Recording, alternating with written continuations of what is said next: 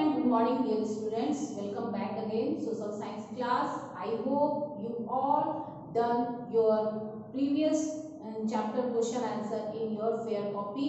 Today we learn chapter number 4, Indian physical features. So let's start our chapter. Indian physical features यानी कि भारत की भौतिक विशेषताएं। आज हम जानेंगे कि भारत की भौतिक विशेषताएं क्या हैं, कहां कहां तक ये फैली हुई हैं। तो फर्स्ट है आपका टॉपिक हिमालयन रीजन यानी कि हिमालयी क्षेत्र। All along the north of India lies the great Himalayan mountain range. Bharat के उत्तर दिशा में जो हमारा ग्रेट हिमालयन रेंज है, it is the highest mountain range in the world. ये दुनिया का सबसे ऊंचा पर्वत है। The peak of most of the Himalayan mountain remains covered with snow through out the year. जो हिमालय की चोटियां हैं, पीक्स है, वो सालों भर तक बर्फ से ढकी हुई रहती हैं। The climate of this region is extremely cold. यहाँ का जो क्लाइमेट है यानी कि वातावरण है वो बहुत ही ज्यादा एक्सट्रीमली कोल्ड है यानी कि ठंडा है। The famous hill stations such as Shimla, Dalhousie, Nainital and Darjeeling are located here.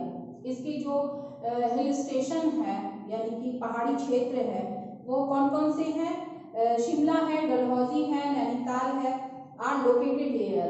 The famous valley of Kashmir and Kullu Manali are also situated in Himalayas. Himalaya के जो क्षेत्र में ये कश्मीर की जो कुल्लू मनाली है ये भी यहाँ पे स्थित है।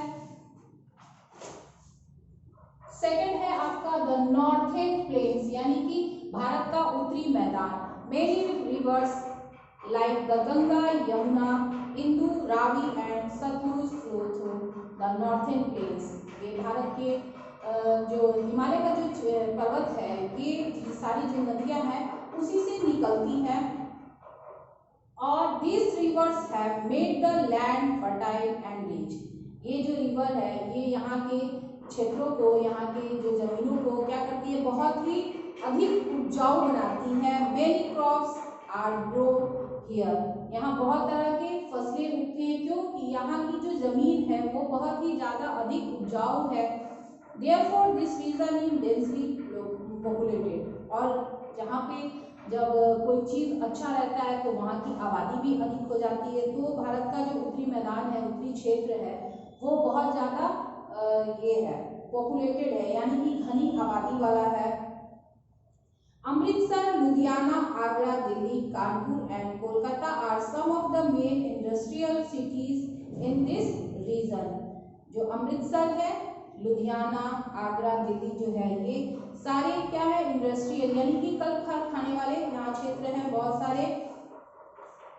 तो थर्ड है हमारा great Indian desert.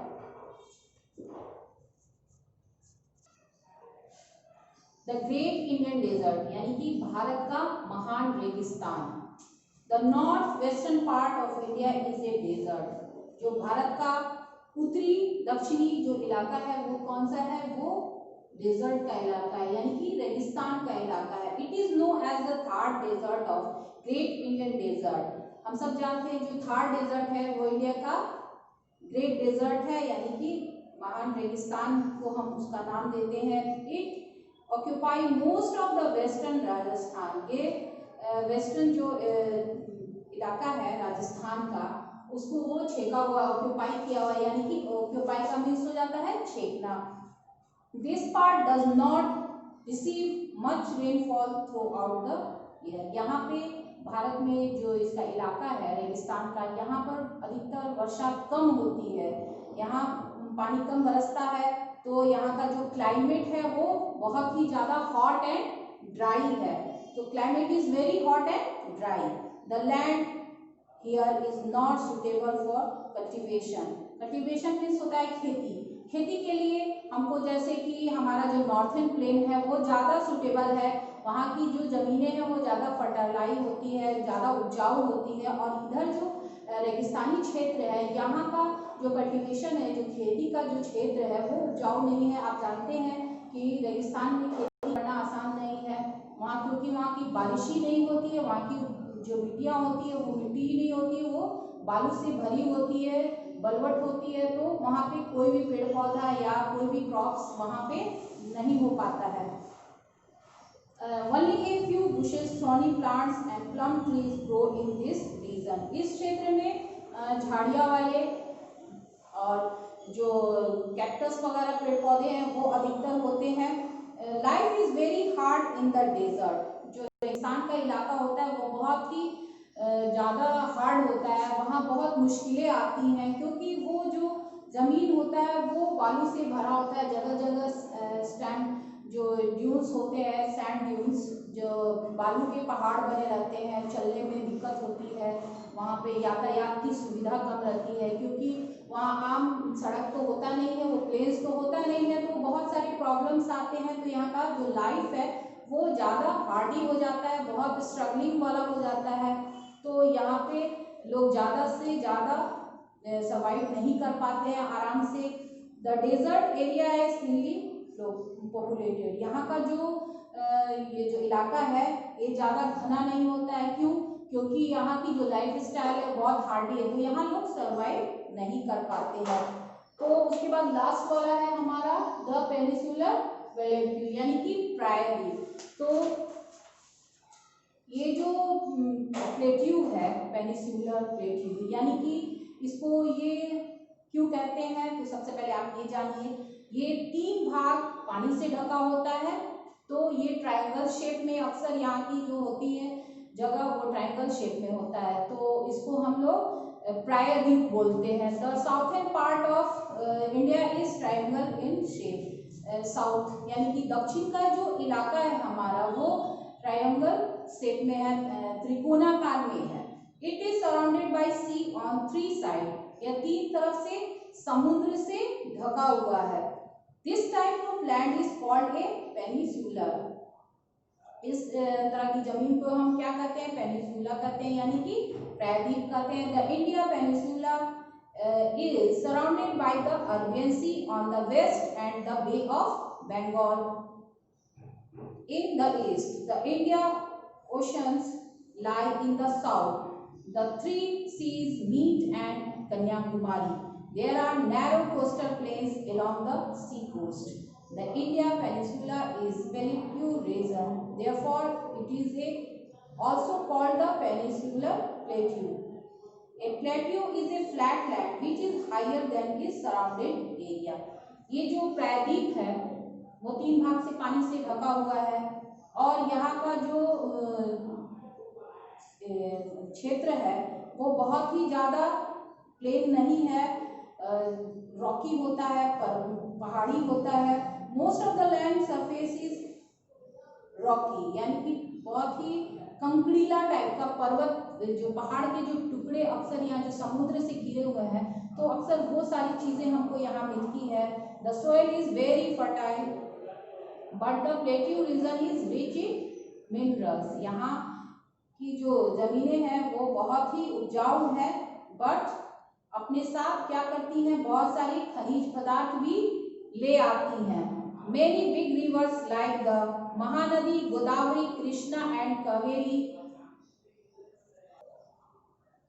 Most of the land surface in the Peninsular Plateau is uneven and rocky.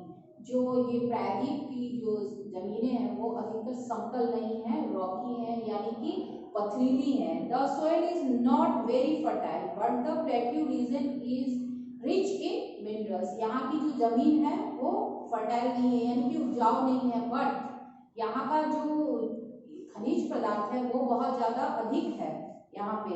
Many big rivers like the Mahanadi, Godavari, Krishna and Kaveri originate in the plateau. बहुत सारी जो नदियाँ यहाँ से निकलती हैं जैसे कि महानदी, गोदावरी, कृष्णा और Kaveri.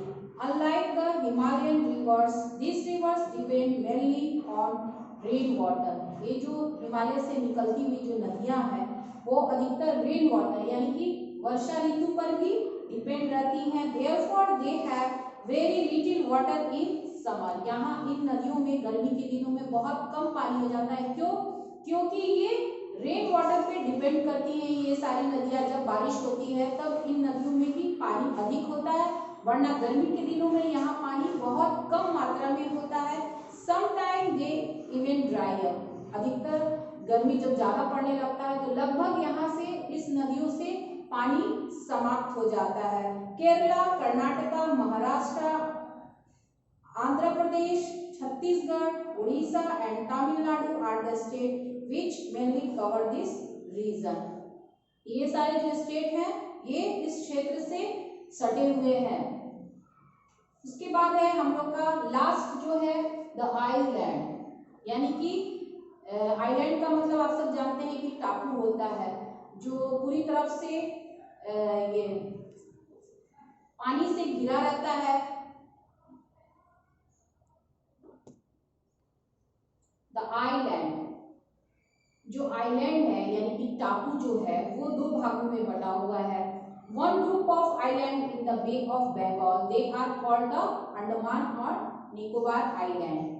These islands are covered with dense forest। जो हमारा ये जो अंडमान और निकोबार का जो आइलैंड है वो बहुत सारे घने जंगलों से ढका हुआ है। The cellular jail where many Indian freedom fighters they kept the यहाँ पे जो हमारे फ्रीडम फाइटर्स थे यानी कि स्वतंत्रता जो संग्राम में जो भाग लेते थे उन लोगों को अंग्रेज लोग जो है यहीं पर अक्सर अंडमान निकोबार में काले पानी की जो सजा दी जाती थी तो यहीं पे लाके रखा जाता था। यहीं पर है ये located. The group of island in the Arabian sea they are called the Lakshadweep island.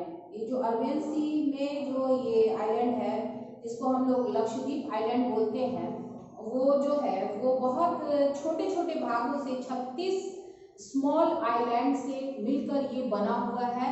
तो आज आपने जाना कि भारत की जो भौतिक विशेषताएं हैं उसमें क्या क्या कौन कौन सा क्षेत्र है, कौन सा रीजन है, आइलैंड है, ग्रेट इंडियन डेजर्ट है।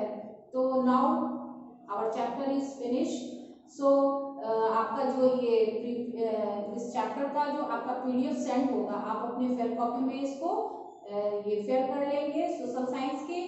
Thank you.